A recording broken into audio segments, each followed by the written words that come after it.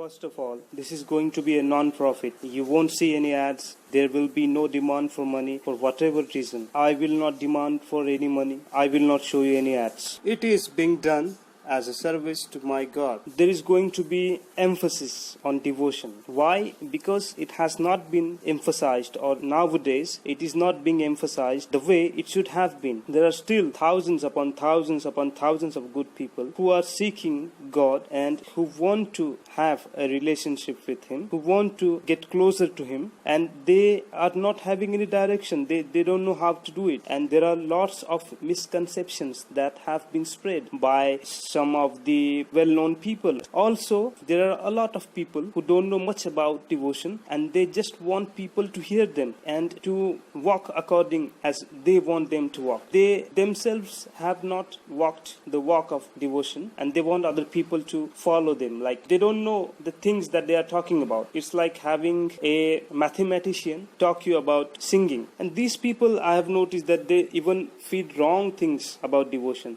The things that excite the indriya or the senses, they support the common thinking of the people. They see what is the environment and what are the things that are supported in the culture and what is the general thinking of the people, and they try to make use of that in a way that is not appropriate, or they convey the information in a way that is not correct according to what actual devotion is. And moreover, some of the people divide themselves among sects like Vaishnava and Shaiv sects. These people really, they are not well educated because they have such kind of beliefs. It shows that they are not well read in scriptures. They do not understand what was the intention of these scriptures, having Vishnu as the ultimate God or having Shiv as the ultimate God. And they begin to think in their own minds that this is the reality, that the Vishnu is ultimate and Shiv is not, or the Shiv is ultimate or Vishnu is not. These are all misconceptions. The purpose is to make the sheer number of videos, to uncover things, to make the things that are not in the internet, to make known these things to the people who are eager to walk this path, to share the wonderful things and useful things that are in the Puranas, Vedas, Upanishads and Gita. Lots of people do not read these scriptures. They talk about it, or they might have heard a small fraction of it, and they assume that that is all that scripture has to say, like that is the all abstract that the scripture has. And even if you read 1,000 pages that the scripture has, and this is the paragraph that you will understand.